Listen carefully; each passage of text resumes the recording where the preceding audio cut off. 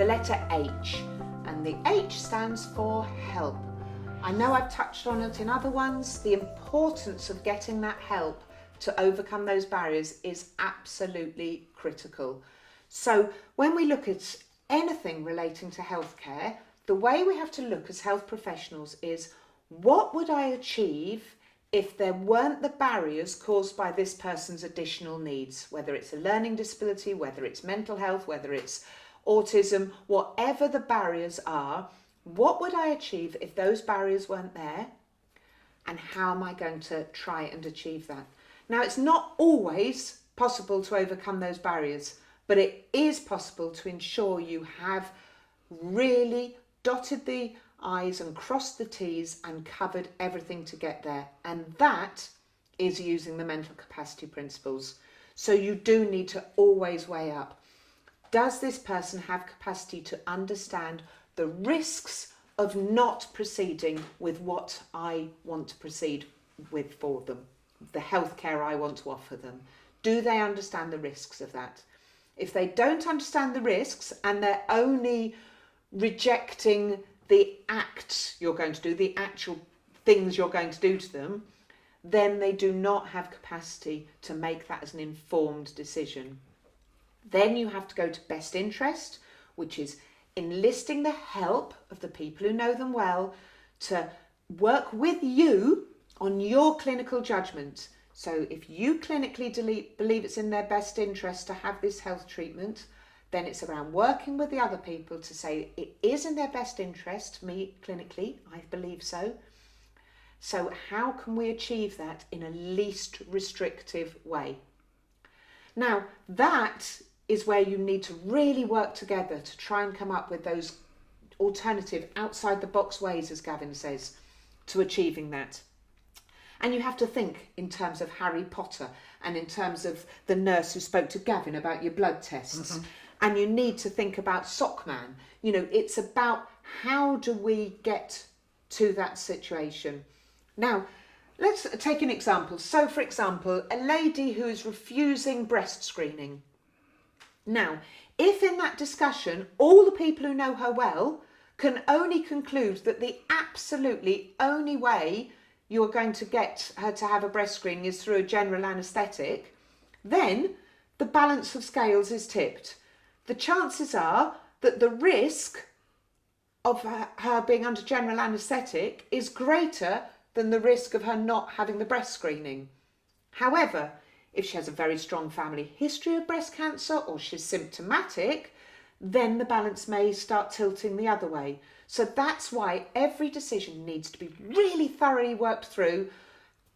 Try to find alternatives like Harry Potter and document fully and thoroughly every step that's been taken to try and overcome that barrier to achieve that, using all the help you can get. Now, that's the background to it. So let's whiz through all the ways of additional things you can do to get that help when you hit those barriers. Now, all the way through, we've talked about reasonable adjustments and accessible information standard and knowing the person and getting that background information. In Hertfordshire, we have the purple folder. Yep. Other counties have other health passports. This is our health passport, isn't it? Now, critical, page 1 should have a photo of the person. Don't go for preconceptions, isn't it? Because so often, a bit like you in hospital, people assumed that how you were presenting was who you were. Yeah. Now, if they'd seen a picture of you on your best day here, they wouldn't have assumed that that was your learning disability. No. So again, that helps people see who this person is when they're well. And often people with learning disability taken into hospital, you know, and they're not communicating, and there's an assumption that that non-communicative person is their learning disability and not who they are. Yeah. So that's really key. What else do you think in here, Gavin? That important page where you're not signs of being unwell or in pain. That's a really important page because you can write down there exactly how you are. So for me, I could write down in there, you know, I get very worried, overwhelmed, start crying, and sometimes might come across a bit irritable when I'm not feeling well. And that's something I could put on there, which I could show. So then they can know then that that is your signs of pain or unwellness. Yeah. And yet this is what you look like and behave like and communicate like when you're well. Yeah. So it's a really clear way of being able to, if a health professional's not listening, to be able to say, no, look, this is what it is. So as a health professional, it's really key to open this and learn that information. Yeah. Ideally, get that information before you really having encounters with them. Yeah. And then there's lots of other important information, but I'm going to skip through to the yellow pages. So this we've talked about before as the Jigsaw Puzzle of health and getting all the help you can get. Now, often the Jigsaw Puzzle is about where they've been before, and if you don't tell the doctor other health professionals you're seeing, and your carer or your wife doesn't tell the doctor other health professionals you're seeing, that doesn't help them build that jigsaw puzzle of diagnosis.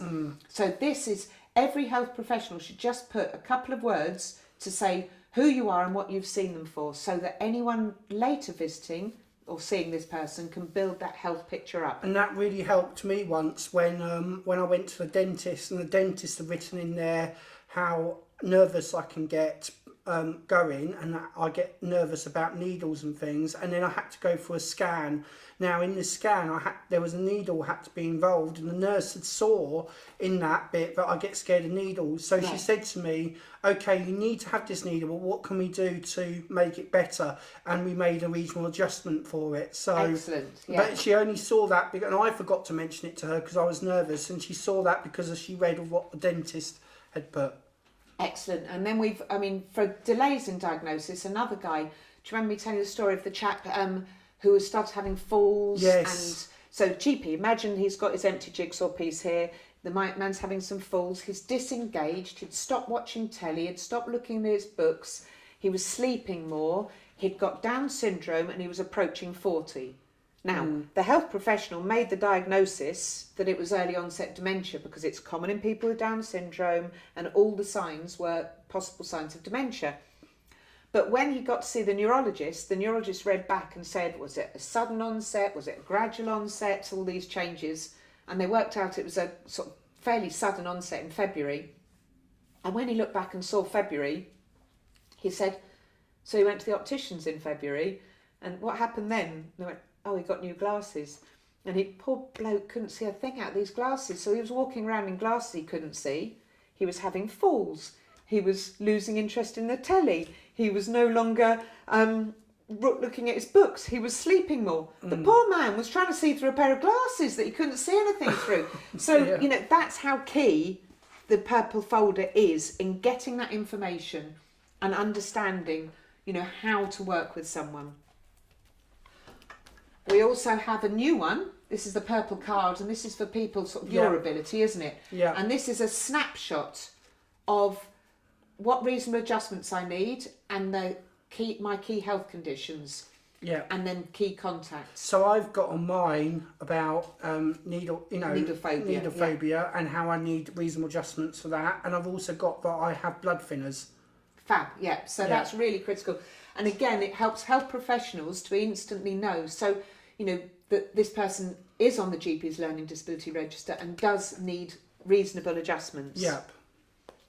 So we've got those two. We've talked a lot about the expertise, like we say, of filling that jigsaw puzzle, the expertise of whether they're next door neighbour, paid carer, wife, family. Yeah. All that information helps you as a health professional to build that story up. We've also started making something called Me on My Best Day, haven't we? We're encouraging people to do. Yes. And that's getting people to make a 15-second video of what they look like, behave like, and do on their best day. Yeah. And so we can insert an example of that into this film, so the health professionals can see that and ask for it. It's worth, as a health professional, asking to see it, because it will just give you that snapshot of who the person is. Working journalist in my 10 years in journalist. I get work to work. Sometimes I stay with my mum. I go walk there, walk journalist, or sometimes I get the bus. If not weather, I get a taxi to work. Why do you like your work? Because I got lots of friends there. So the next is about learning disability nurses and the community learning disability nurses and how they can help with healthcare. Yeah. So I think it's really important for health professionals to know what the community nurse's role is, because it's not about us as nurses taking over and doing tasks for a healthcare service. It's about us working with them to overcome the barriers. So I always see it as our role is to bridge the gap, not to fill it. You know, so that if once a health professional has made an assessment that they need to do something and it's in the person's best interest, if they can't come up with the least restrictive way of achieving it, then it's worth asking us to see if there's anything more we could add or anything else we could do to help them overcome the barriers. Yeah. So the example I've got is very recently, one of our community nurses, it was somebody for the COVID vaccine. And no, it wasn't. It was a blood test. It was actually a blood test. Absolutely essential blood test. And everyone was struggling and they were saying the only way was under GA. Now, she made a cardboard box with Minions on it because Minions was his favourite character and made a hole in it for him to put his arm through for the blood test to be taken. And then first of all, she went through the process and showed them what was going to happen on her, and then did this and did all these distractions and made a certificate ready for when it was finished and what a big achievement it's going to be. And so put his arm through, accepted it, and then did a big award ceremony at the GP surgery with a certificate and everyone taking pictures of the award. Brilliant. And absolutely loved it. The pride on this person's face for finally achieving this blood test. Now, it was the nurse who did it, the practice nurse who did it. You know, it wasn't our nurse who took over. She just came up with these other ideas, did some work jointly with the practice nurse and the service user to come up with an alternative way to overcome that barrier. And that's how we fit in. So that's the learning disability nurses. And obviously the acute nurses that you worked with in the hospital, isn't it? Same role there. So our acute liaison nurses do the same within the hospital, help the hospital staff.